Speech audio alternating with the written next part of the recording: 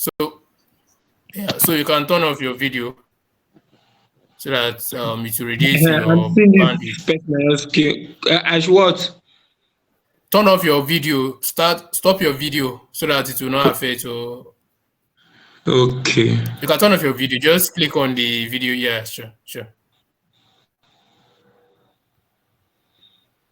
Just click on it. It will kind of like show a cross sign over the video icon. Yeah, sure. Okay. Is it off? Yes. Florence, welcome. You came late today. What happened? I was in church and I'm on my way home now. Okay, no problem. Good evening. Oh, yeah, good evening. So we'll be starting, or we'll be continuing with where we stopped last week. So Stephen was not here. Stephen was not here, but Florence was there. So Florence, can you give us like a recap of what was taught last week so that Stephen will kind of catch up and understand? I came late last week, but you didn't. Last week I'll be when I'm coming. Oh, sorry. Sorry. On Wednesday, yeah, on Wednesday. So on Wednesday, hello, Florence. Florence, are you offline? I have to pass through a noisy place, so I said okay. I came late. And my on network Wednesday. was quite bad on Wednesday. Okay, but what did you learn on Wednesday? What did I learn? But where I am is noisy, like I'm walking home. Okay, no problem. So I will just on Wednesday we'll discuss about how to group by aggregate functions in Postgres. Let me share my screen. So let me just share my screen. So let me share my screen. Can you see my screen? Yes. But it's not bright. It's not bright. Yes. Okay. Is it clear now? It's better. Okay. So last week we talked about the aggregate function in Postgres, how to average, how to count, how to find the max of a column, how to find the mean of a column, how to sum values together, and then how to group by. So yeah, I'll talk about how to group by and also talk about the having command. So when you group by a column and then you want to probably search for what's it called, like values that are more than a particular aggregate function in your, after aggregating, you can use the having command, like just do having some greater than 100. So in today's class, hello. I'm hearing you. Yeah, so let me just mute yourself or turn off your microphone so that there will not be background noise.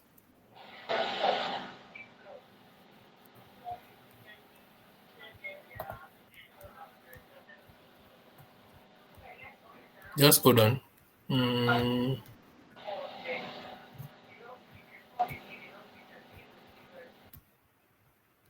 Okay, yeah, so for today's class, we'll be talking about subqueries. We're talking about subqueries, how you can use subquery to query data in Postgres. So subqueries, remember in Postgres, when you write any command you write in Postgres is like a query.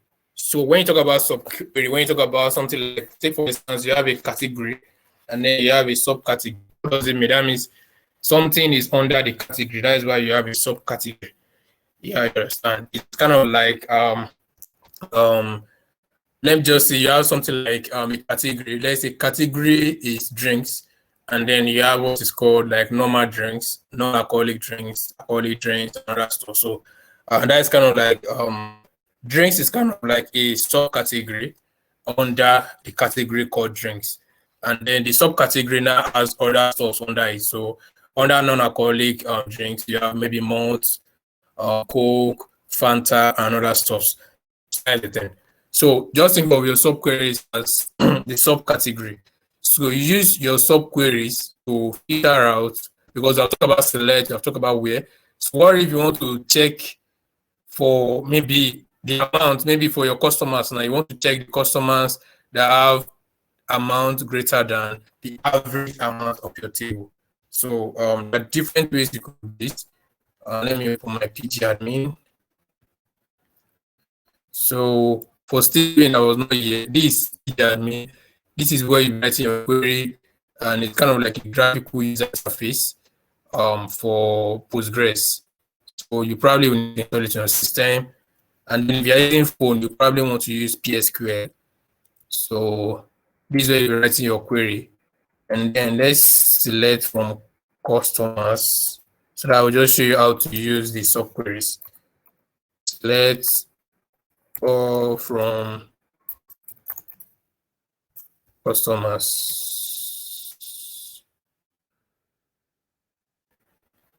So if you look at this now, we have Idowu, we have Florence, we have Daniel, we have Buhari, and we have the amount.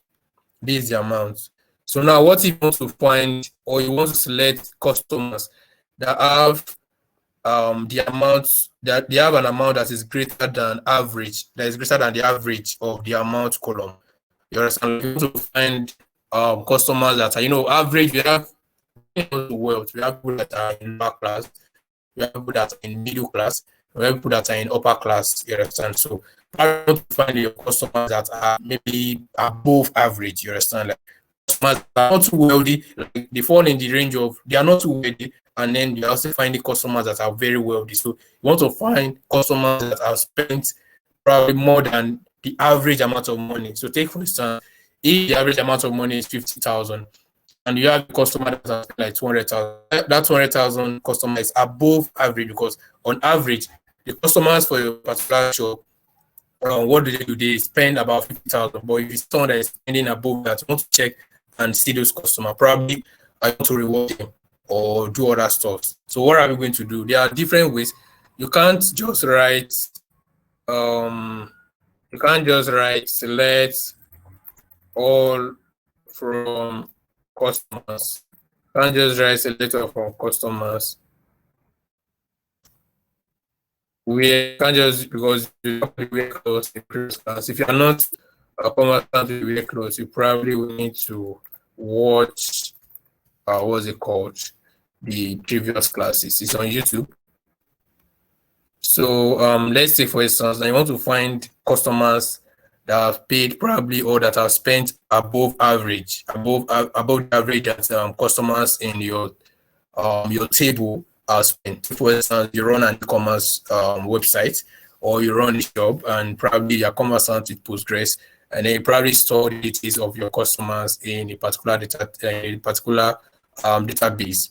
So now you want to find your customers that probably spend above average. So you want something like amount average. You can't do this. You can't just do average amount. This is try an error. So let's run it, and you see this will try an error. So this will try an error. Is it greater than average amount? Aggregate functions are not allowed in where, because you can't use your where clause. So how can you do this? There are two ways you can probably do.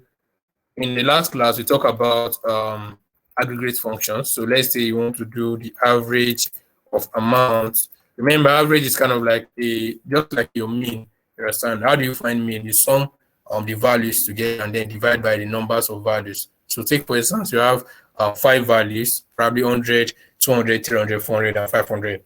What are you going to do? Sum all the values together. Sum 100 plus 200 plus 300 plus 400 plus 500, and then divide by 5. So now when you do select average amount from where? From customers, and then you just do this. When you do this, you get your average, right? So when you look at this as your average is what? Your average is 000. That's your average is 3250. 3250. So now you want to check from this average. Now you look at it. You have about your Hello? average is 3. Yes, I can hear you. I don't know if it's my Can you hear me? network. Your screen is not clear. I don't know if it's my network or I think it's your network. so that you be sure that you see what. Oh, I think it's my own network. Yeah, I think it's my network. Can you see my screen now? I'm seeing you. Eh? I'm seeing you. No, that is not me. That is another person. This is That I'm Steven. seeing. Yes, not me. Steven, I think you need to turn off your video. Yes. So, can you see the screen? Can you see the No. screen? Steven, no. Steven, I think you need to. So, can you see the Okay, screen now? I can see it, but it's still not clear. But maybe it's your network. Okay. Are you sure your network is strong? Are you sure your network is strong? It's just okay. Yeah, probably it's your network. But can you see what I'm? But if you can't see, I'll just explain with my voice. So what you are doing, you remember what we did in the last class? Now they just finding the average from your particular column. You understand? Are you following? Hello? Hello? I'm following. Yeah, so yeah, now you are doing was select average amount from where? From your customers table. So now when you do this, you can now pick this average. The average is what? 3250. So now you can now come here and say, okay, select all from customers. Who is that? Who is playing the music? Who is playing the music behind?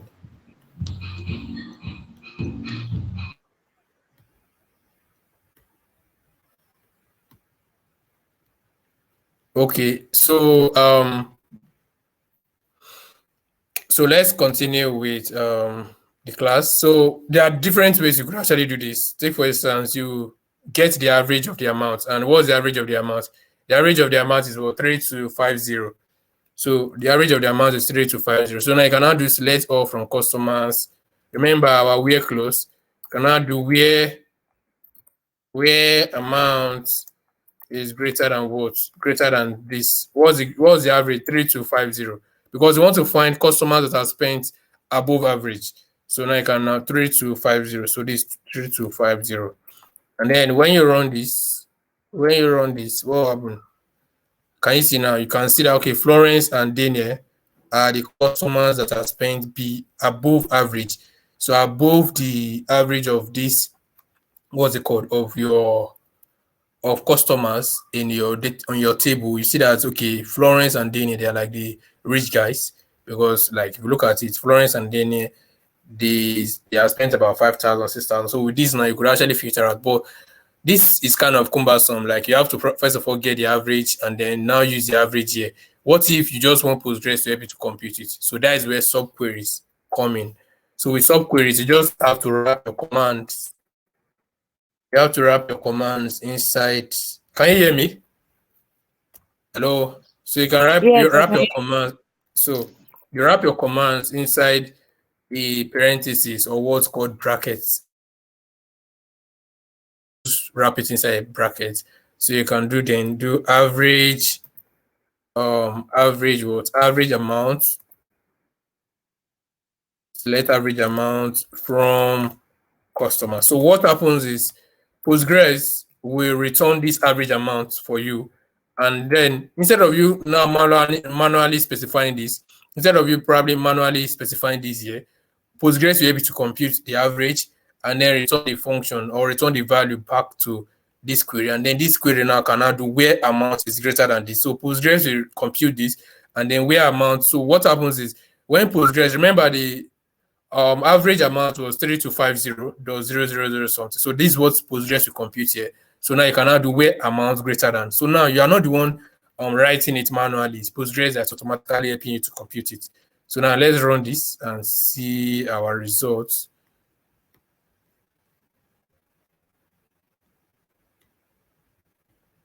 Okay, let me. Oh, sorry. This. So let's run this. So if you look at this, it's still the same thing, right? Hello, are you following? We got the same Yes, results. Yeah, so we got the same results. The same results we got with when we just did. Remember when we did the average of amount? What was the average of amount? 3250.000. So this is it. If you run this, let's run this. When you run this, is what 32. So what happens is Postgres automatically compute this for you. This, remember, this is what we put here. So Postgres will compute this and now give you what where amount is greater than this amount, and then it will return the query.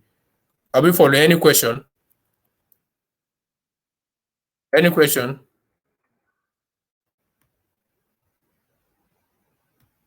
Any question? no, no question. Okay. So This on the yeah. new guy. Yes, what happened? Have you heard from him? Yes, it's in the meeting. Steven. Hello, Steven. Any question? Hello, Steven. Hello, Steven. Okay. So I don't know. Probably maybe it's not in the meeting, or maybe it's network. So we Are have you talked hearing about me? SQL. Yes, we can hear you. How far? Any question? Do you have any question? I say no question for now. Yeah, I know it I, may not really be clear because you have not joined the classes. That's the yeah, thing. the But thing. I will go to YouTube to watch that Wednesday class yes, video. yes, So it will enable me sure, sure. to understand more. Yes, but I'll still try to explain more. If you look at this now, for the sake of Steven, when you want to select anything from Postgres or you want to select anything from your table, you use the select. So select is kind of like, okay, this is what the values you want to select. Take for instance, if you probably go to ShopRite and then you want to select something, maybe you want to select ShopRite bread, you probably pick it right out of all the breads there. So let me mute you so that you won't be disturbing us.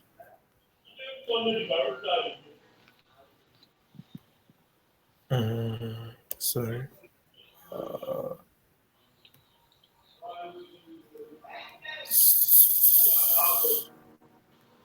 What's wrong? I want to mute this guy. Okay.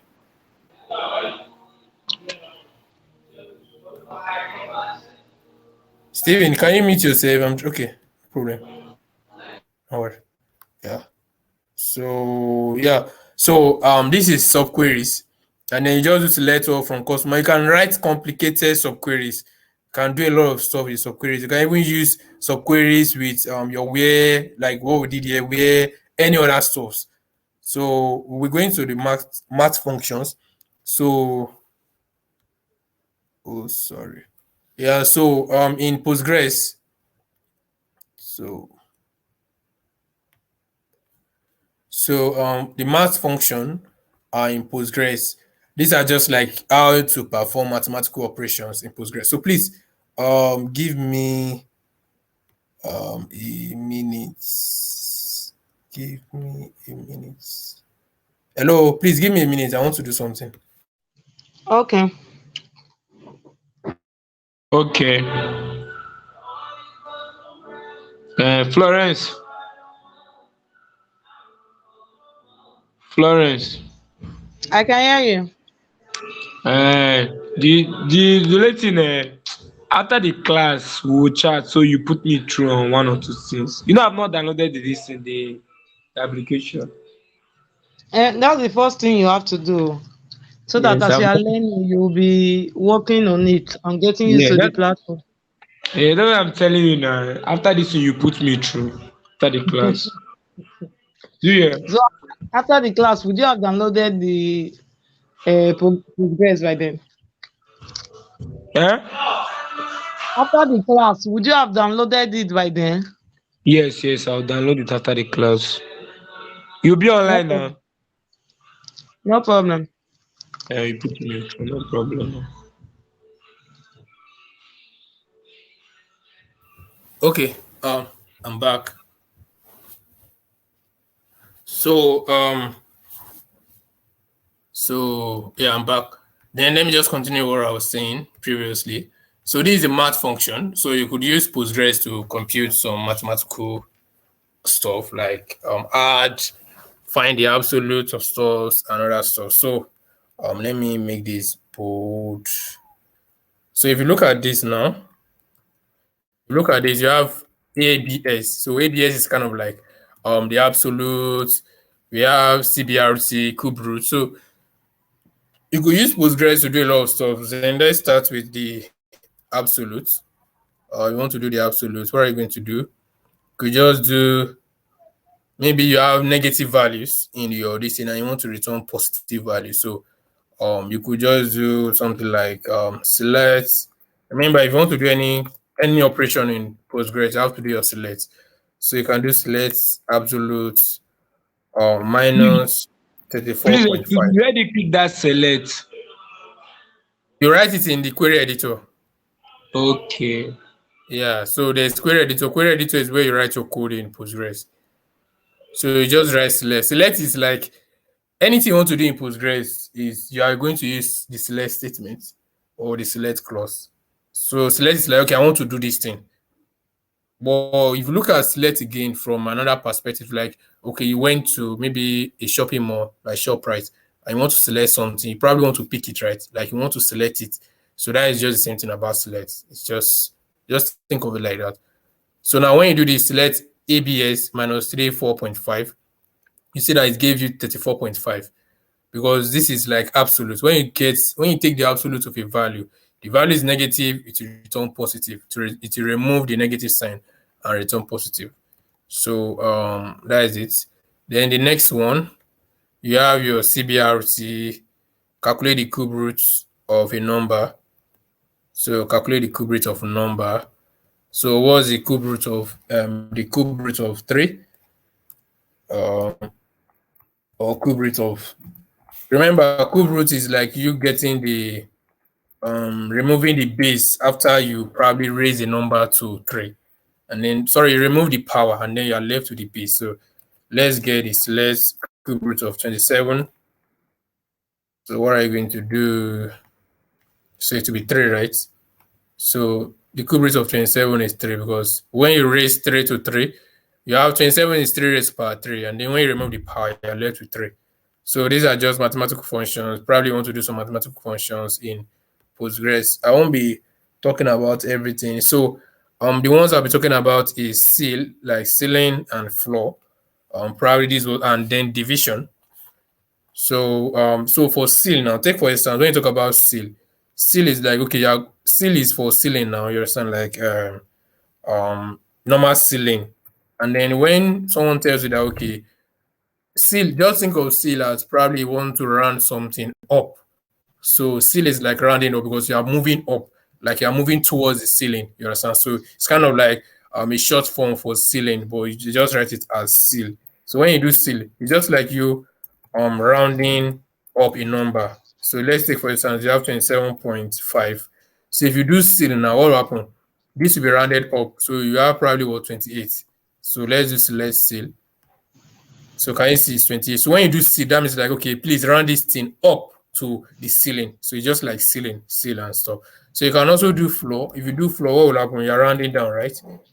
So when you do floor, you're rounding down. That's the thing. So when you do floor, 27. So floor kinds of rounds it down to the nearest number, the nearest lowest number. So you understand? So 27 is the nearest lowest number here. So that's why it's 27. But if you seal will be 28. So those are the things you can probably read more about this. They're random. You want to get random numbers. So you could just do select random. So just write, these are just mathematical functions I might probably need. So select random. So you select random. You have 0.918. So you could just select random.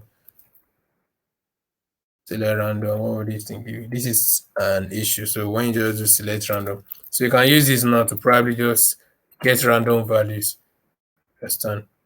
You use this to get random values from your table. So, and you see that it returns different numbers at any, like the numbers from 0 to 1. Yeah. So talk about the cast operator. So cast operator helps you to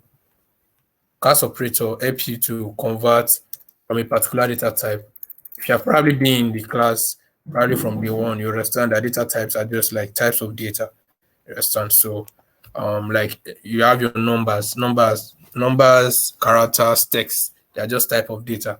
You understand? Data is just like any raw form. And how do you represent data? You represent it in different formats or types. So that is the thing about data type. So when you talk about your cast operator, there are many cases that you want to convert a value of one data type into another. So PostgreSQL provides you with a cast operator that allows you to do this. So let's just select as 100. So this, remember, this is a variable character or this is a character. So you want to cast it as integer. So when you select this, what happens? You cast it. So that means when you cast something, like you are changing the format. So now you see that it has changed to integer, int4, and it's 100. So you want to change the format. So take for instance, you want to change the format of maybe someone mistakenly wrote this. Maybe someone mistakenly imputed this as 100. You understand? This ought to be normal 100, right? But the person updated it as 100. You could cast this thing as a numeric. I think numeric is for is as numeric. What will happen? This is numeric 100. You understand? So there are different things you could actually cast. You could cast when you are selecting your results, you could just cast this so that you can change the data type to another data type. Yeah, so today we might not really spend a lot of time. Yeah, so you could also, let's take for instance, you want to select from a particular, but you probably want to be sure that what this thing is bringing out is called what's it called integer. So let's say you want to cast your amount as what? Cast as integer, so that you are sure that okay, this thing is bringing out from where? Select cast amount as integer from where? From what's it called? From customers. So from your customers. Then when you run this, what will this thing give you? When you run this, what will it give you? So you see that it's 100. So that you at least you are sure, because most times maybe when you want to convert, because sometimes maybe like what we did earlier, when you have something like a number inside a character like quotation. So for you to be sure, maybe you want to perform an arithmetic operation, maybe you want to do cast divided by 4, maybe you want to divide your amount by 4. And if one of them is not, or one of the numbers are not an integer, or it's not an integer, the Postgres will probably throw an error. So if you want to probably you want to make sure that Postgres doesn't throw an error, you probably cast it so that when Postgres is returning this column, it will cast it as an integer, and then you cannot divide by 4. But if you don't cast as integer, and then there is probably one of your values, one of your amounts has an issue, maybe the value has just maybe is inside a quotation mark, Postgres will throw an error. So for you to probably guide against an error, you probably run this. And then when you do this, you look at it that you have 250, 250, 1,250, 1,500. So with this now, you could actually cast this and then do your operation. And then there's something again I'll talk about, round, select, round, could also round, let's say select round 256. You could also round. So when you do this, what would this one give you? These are just mathematical stuff. So when you round it is 201. So it rounds it. So maybe you divided something now. Let's take for instance, you divided 100 or 20 divided by 100, and you want to round it. What would this thing give you normally if you just did select? If you just did select, so if you look at this now, you realize that select is just like you want to do an operation in SQL. So you have to put your select. So if you do this now, select 20 divided by 100 is was 0, because it was automatically casted as an integer. So but when you do round, when you do round 20 divided by 100, what would this give you? Still giving you 0. But let's take, for instance, you have round 0.7. What would this thing give you? Is 1, you understand? So that is just round. So you use your cast to change your data to a different data type, you understand? So then you talk about the case operation. So case operation is like when you want to do an if-else statement. Take for instance, okay, if this is this, do this, you understand? So if this is this, do this. Take for instance, okay, if for instance now, if you have maybe you were opportune to go to a VIP event, for you to be allowed in, you probably the security man or the bouncer will probably want to check if you meet a particular condition. You understand? So, okay, if this person is with the VIP invite, let the person inside. I think today I don't know if any of us is conversant with the news. I think there's a burial ceremony in Anambra, in Oba, Anambra, and I watched a video and they were like, for you to enter, you probably need to submit your bank statement. So it's kind of funny because it's kind of like the wedding is for the burial is for wealthy people. So someone sent a message.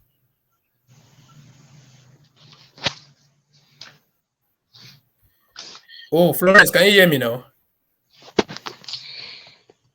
Hello, can you hear me now, Florence? I can hear you, but I'm not seeing anything, and I keep going off and on. I just came back now. Oh, seriously. Your network is, maybe you watched the recorded video or the on YouTube. Yeah, No that's problem. what I was doing. Yeah, but you can hear me now, right? So just maybe you can still stay in the meeting, at least you could probably hear some so that when you are watching it, at least it won't really be strange to you. Okay. Yeah, so like I was saying, I said the if and else statement is kind of like, okay, if you meet this condition, do this. If you don't meet this condition, do that. I was saying, let's just make this practical. In Nigeria, in Anambra State in Nigeria, there's a burial ceremony. I don't know if any of us are conversant with it. I think in Oba, Anambra, there are people are saying a lot of things. So for you to actually enter, I think someone made a video that for you to enter the event center, probably need to show them your bank statement because they obviously are not here for, or they don't want any poor man inside their event. So just think of it like, okay, if you are poor or your bank statement is below maybe 100,000 or a million naira, you probably won't be allowed in. You understand? So that's kind of like an if-else statement. Like, okay, if you don't meet this condition, then do this. So if you don't meet the condition, probably of having maybe a million, I believe 1 million is too small for that event. Maybe if you don't have like 100 million in your account, then probably you just have to go. But if you meet the condition of probably at least you have 100 million, then you can go. So that is kind of like an if-else statement. So if this, do this, else do this, else do this. So in Postgres, how do you want to do that? Take, for instance, you want to quantify wealthy customers and poor customers from your table. So now you want to check, okay, if a customer, the amount of money that a customer has spent, if it is 1,000, then label this customer as a poor customer or label this customer as a low income customer. Or if the money is above 5,000, then do this. So you can use that to actually get, and then you can group your customer based on the new label you have given. And then probably you can even use it to create a new column, you understand? And then with that, you can group your customers and see customers that are wealthy, customers that are not wealthy, and stuff like that. So how do you do that in Postgres? So what you do is you write your select statements and then you do case. So case is what you use to do your if and else. So the Postgres case expression is the same as if else statement in other programming language. In Python, JavaScript, you have if else and then else if. You have different if else statements. Like these are conditional statements. But in Postgres, you use a case operation.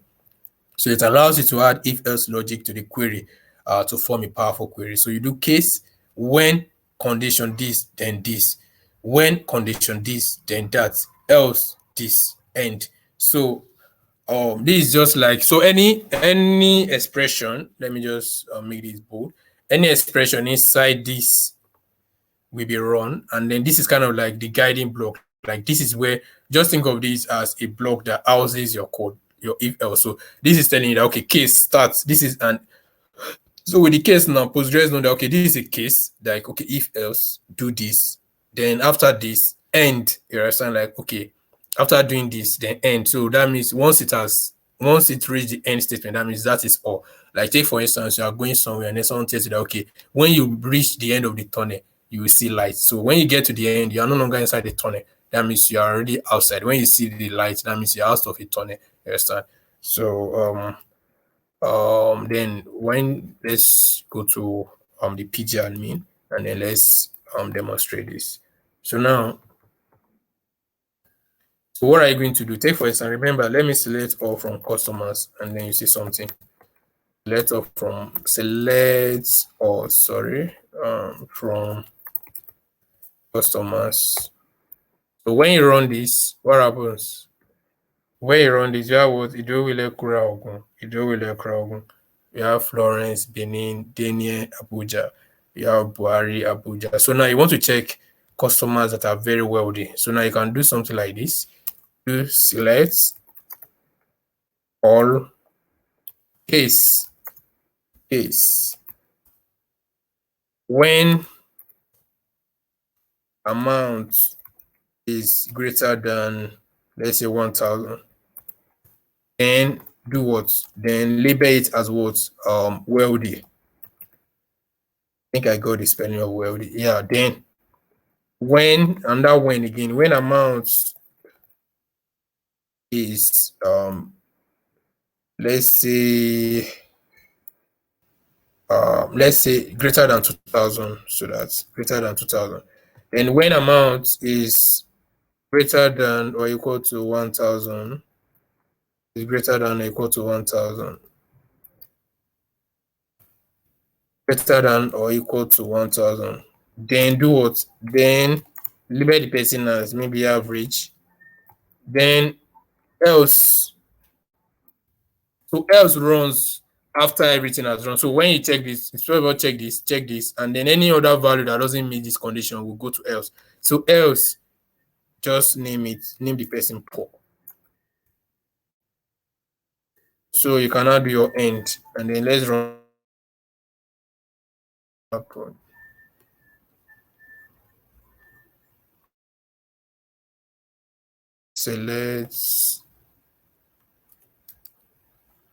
Select case.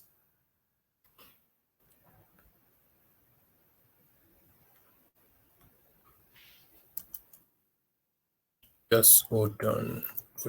Select all. Oh, sorry. There's something. Then I have to tell you that okay, from where are you selecting from? There's no from. That's why you throw an error. So you do your from customers. From customers. So you do your from customers. So if you look at this now, you see that there's a new label. So you can even name, remember we talked about earlier, so you can do as customer label so that you can actually have a label for your customer. So now if you look at this now, select all case as customer label. No, okay, sorry. You do case, then end as, sorry, so that you can have a customer label. So let's run this and then let's see the results. So if you look at this now, you have what? You have Idowile Kura, and then you have a customer label column. So you see average, wealthy, poor. So now with this now, you know that okay, Buhari is poor because he doesn't have any money. Because if you look at this is the first condition that was checked. Amount greater than 2,000. These are the people that met the condition. So if you meet the condition, then you get this label, which is wealthy. So now Florence has an amount that is greater than 2,000, so she's wealthy. Then Daniel has an amount greater than 2,000, so he's wealthy, true wealthy. Then after that, it goes down to amounts greater than or equal to 1,000. This is what happens. Postgres runs this thing sequentially. So it runs this amount, and then automatically it assigns these rows wealthy. remember we have amounts greater than or equal to 1,000. Automatically, you have to think maybe Postgres will now, instead of writing wealthy here, to now write average. No, Postgres runs this thing sequentially. So for those, after giving these people that have greater than 2,000 wealthy, so even if, remember, 2,000 is greater than 1,000, so obviously these people ought to be, their label ought to change to average, right? But because Postgres has already given these people wealthy, when it comes here, it will only affect those that it has not given a label. Like, I don't know, are we following? So with that, now you now do then average. Then who are these people? These people, Ido and okay, Ido has 1,000. So that means amount is greater than or equal to 1,000. So it's average. Then because Buhari now, there's no other condition because it's just a S. So any condition that doesn't meet the two conditions will result to S. So else now is a poor. So now with this now you could get customers that are poor, wealthy, and average. Because with this amount now, it might be difficult. How do you want to filter out? You might probably be right, okay, if this is greater than 1,000, this. But with this now, you could just write a conditional statement and then get the label. And with this now, you can now use this to group your customers. You can now even group by, you can now group by again. And then let's say, let's do something like this. Count all, and then group by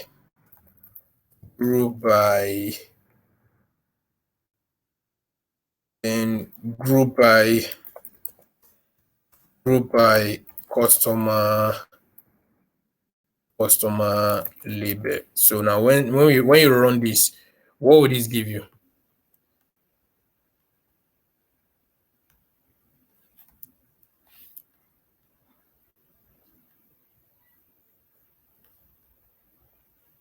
Oh, sorry, and I also put this inside.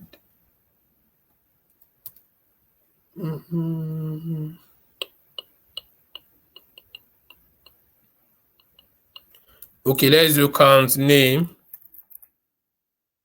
and then group by customer label. Let's run this.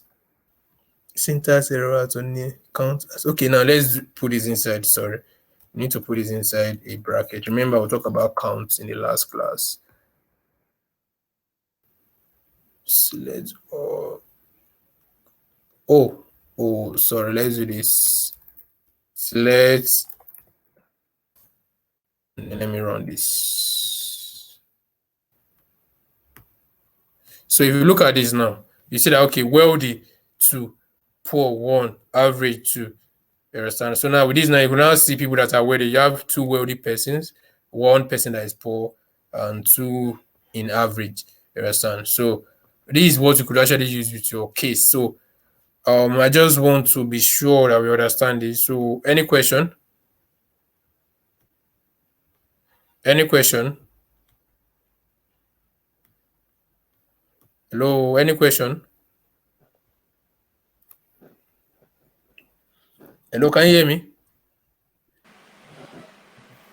No questions, sir. You can move on. Can hear you. Okay, so you perfectly understand the case clause, right, and the case statement. Ayomide or Abiodun, Hello? you understand, right? You understand, right? Yes, I'm following you. Okay, no problem. So this is just about the case, and then after this, let's move on. So after case, we'll talk about table constraints. So when you are creating your table, I did not want to introduce this because obviously some of you might actually have issues. Remember, we talk about, I actually skip serial. I had the reason why I skip the serial constraint. So if you are creating a table, take for instance, you want to create a table, create table contact for your customers, or let's say create table, contacts. We already have contact. Let's say create table products. So when you are creating your table product now, what are you going to do? The first thing is name, right? So for your name, you want your name, you don't want the column name to contain any non-value. So what is non-value? That means it's empty. So if you want to insert, you can't imagine you inserting into a product table when you don't have a name. I don't know if you are following. Like if you don't have a name, then how come there is price for a product that doesn't have a name? Like It's weird, right? Like it's not normal. Yeah, it's not normal. So you want to set a constraint that, okay, when you are inserting into products, you must give it a name, like the name of the product. Because obviously you as a businessman, you can't, it's just as if you have a product without a name. It's not possible, right? So now you are now telling Postgres, okay, I want to set this so that in case someone wants to insert into you without a name, is want to insert into this table without a name, what will happen? Postgres should throw an error. So when you say create table product, your name is what? Remember, your data type will be what? Maybe varchar 40. Then you now want to set a constraint, not none. Then you want to maybe set amount of this. Let's run this query in under table, in under row. Sorry, in under line. So let's say amount for this, what, for these products, like price. Let's use price, not amount. Let's do price. So for this price now, so what will be the price? Price is integer, right? It's a number. Price also should not be known. Like you can't really have a product that doesn't have a price. And then let's say label for this what's it called? For this product. The label is what? A variable character, which is what? Let's say 40. But for this one now, you could have none because maybe the label, you don't care whether the label is null. The label might be null. The label might be empty. That means you don't care if it has a label. Probably sometimes, there are some drink that may not really have a label, like a category or something like that. So you cannot specify null. So that means it can accept null values. You understand? So empty values. The values might, when you're inserting into it, it's possibly you don't really have a value in mind. So it can be what? It can be null. You understand? So then yeah, so let's run this. So let's run this. What will happen when you run this? We have already created our table, right? So when you refresh this, you can see a schema table under, remember we are working with shoplift. So when you check your schema, let me just make this bold. When you check your schema, what will happen? Schemas, then you check your tables. So now with these now, we already have what? Products, we have customers, we have workers. And then when you check your products, what are the columns in products? You have name, you have price and label. So now let's try to insert into products. Let's say insert into, we sending message. So let's do insert into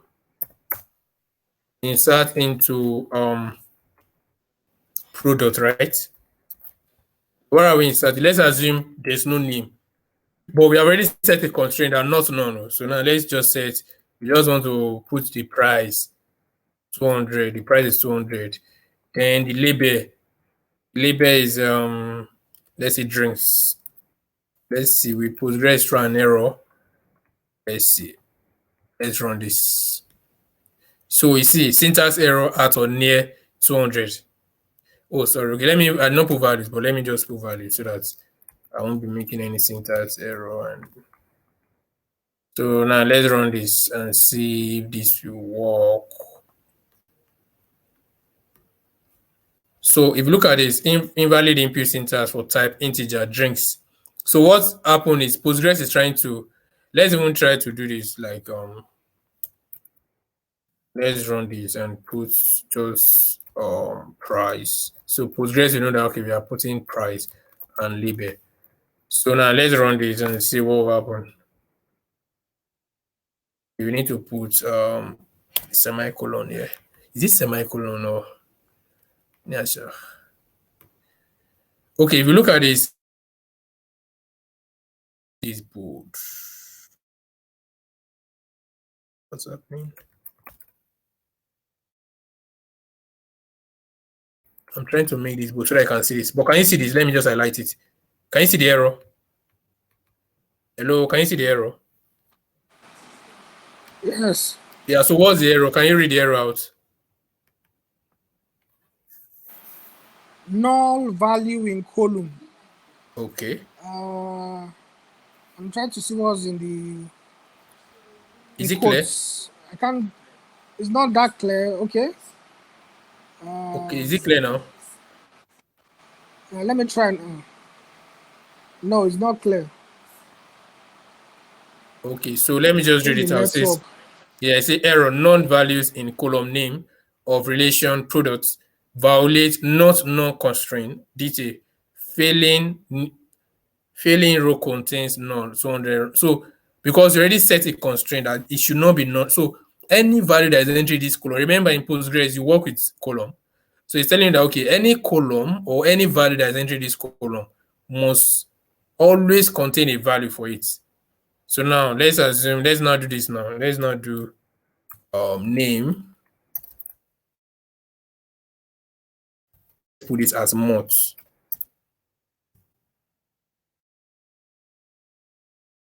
Put this as mods.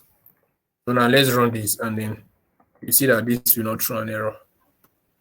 So it has inserted. And then when we, let me comment this out.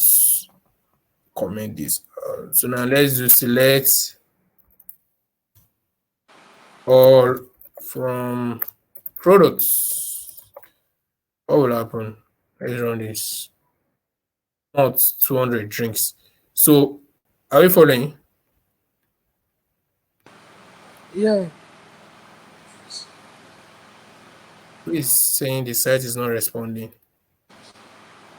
Well, actually, the whether it's a general network problem, I don't know. It's not too clear, and audibility is like poor too. I don't know. Hey, seriously. Yeah. Is it clear now? It comes and go most time, but I don't know if it's for my end or, but I think it's a general issue. Oh, maybe. We just ring here, so that's the thing. I don't know. Hallelujah. No, I'm not the only one complaining.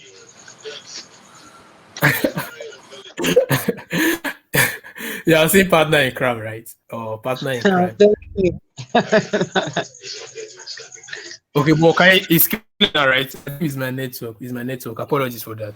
So let me just go back what I said. But like when I talk about the case statement, was it clear? Florence, I did not hear your voice. I was not seeing it now, but from what I heard, it was okay. It was clear. So now, but can you see my screen now? No, it's blurry. Wow, seriously. Well, maybe you guys should just watch the recorded list, But network will be here. I don't know. My Okay, so hello. yes. My question from this product table that we inserted into, what's the difference between a row without constraint and the one that you added the not non constraint? The one that you Okay. added the no constraint, not the not non. I understand the not non, but you added one as none. Then Yes. the So one let without me comment. constraint. Okay. So what's the difference between adding a constraint to a table? So remember, you are telling that okay, it must not contain an empty value, like the column must not contain an empty value. So that is a constraint. So now we added none here. So none for price is like okay, this column can contain none value. So you can insert this, it can have a label, and then the price can be none, but the name probably cannot be none. You understand? And then No, I the didn't get label, that. what you are doing is okay, this column now, this column can contain non-values. It can contain empty values. What is a non-value? A non-value is a value that is empty, like an empty room. It is none. It's not zero. Zero is not a none. Zero means, normally zero is like okay, it doesn't exist, but zero doesn't mean it's none. None means it doesn't exist. Probably you keep the value when you were inserting into the table. Okay. Now, hello.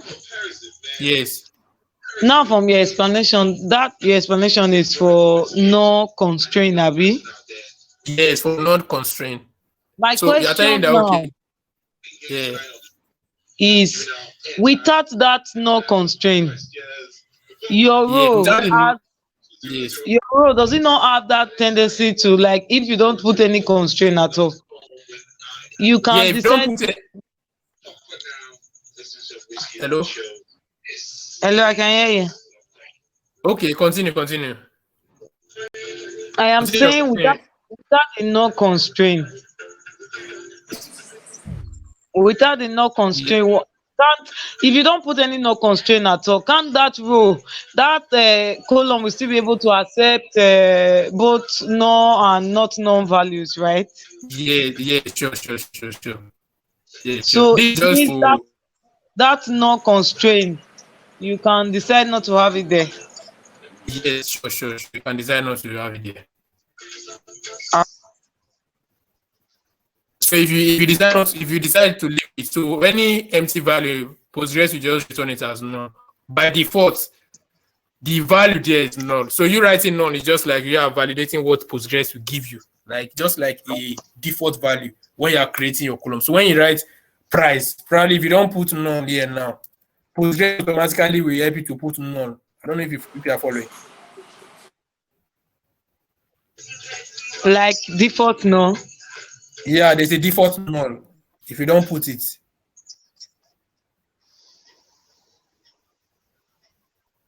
I don't know. Are you following? Is it confusing? No, I'm okay now. Yeah, sure. So that is just the thing. So this is just to demonstrate to people that okay, these are null and not null or stuff like that. So who's sending me a message? Mr. Do, sorry.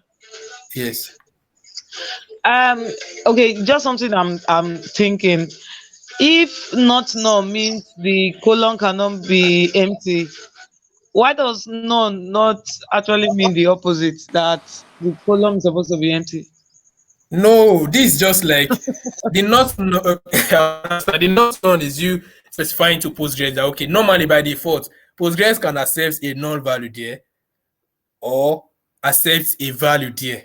So when you do not know, that means you don't want to receive any. It's just like someone that is wearing white clothes now. You don't want to see a single stain. You don't want to see not even a pinch of oil, or let me say a touch of oil on your clothes. So you don't want to see anything like that.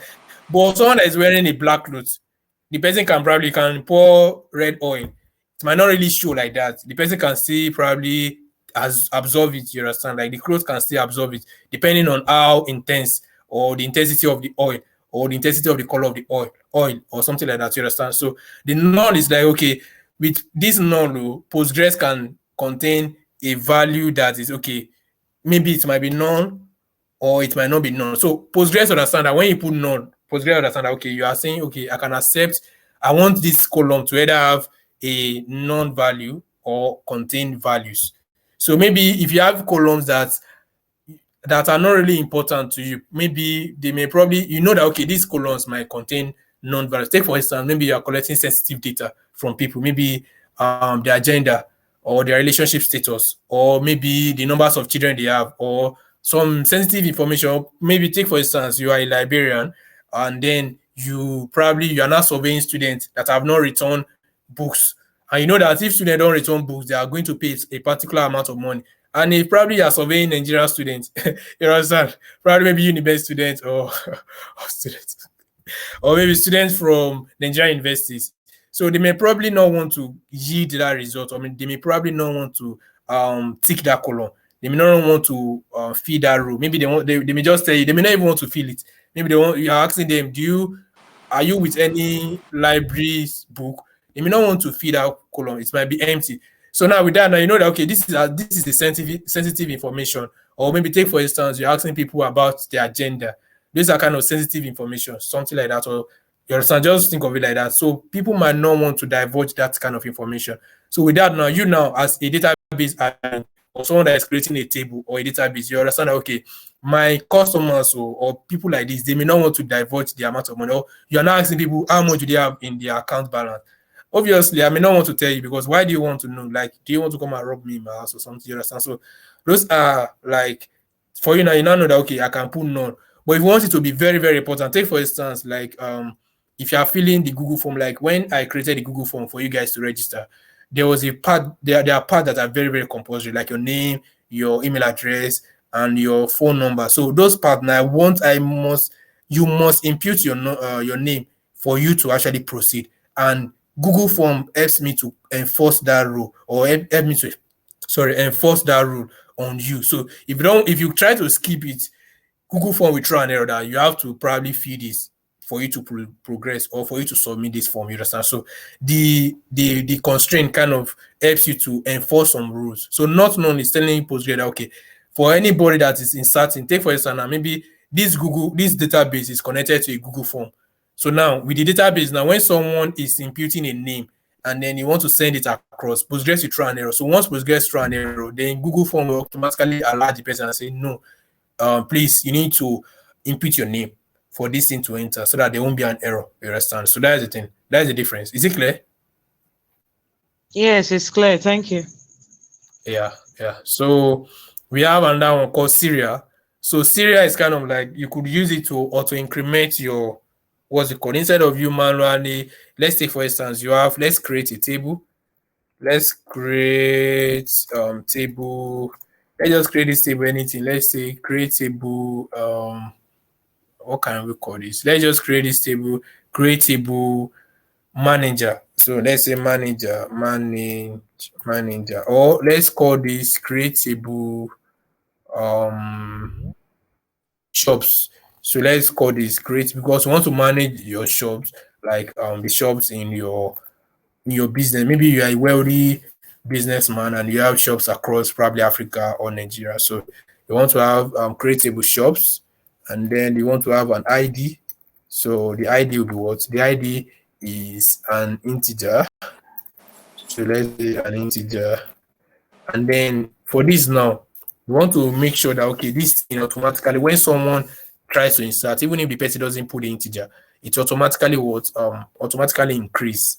And then it's one thing about Syria is it automatically increases. So when you insert into this now, automatically the ID will be 1. If you insert again, ID will be 2. If you insert again, ID will be 3. So it creates like a sequence, kind of like a sequence. When you talk about sequence, it's kind of like numbers that follow a particular pattern.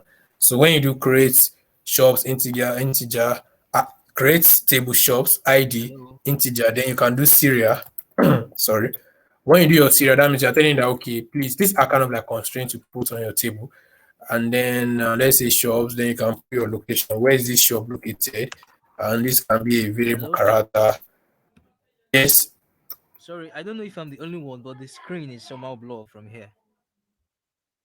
Summer blow. Oh.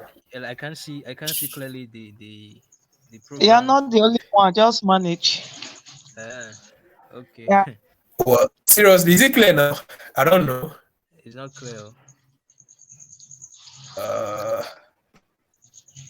This thing is telling me no audio, no video. I don't know. But is it clear? Like, let me see. Is it clear? No, at all. It's not. At all, it is not clear. Sorry for that. Let me see. Network. But is it clear now? Another partner has come on. Well, is it clear now? No. Okay, I'll just try to use my mouth to at least. You see, it's not clear. That I just manage is not clear normally. Okay. Wow. Like, you are protesting. Is it protest? Is this a protest or what? That is not clear. It's normal thing. It's a peaceful protest.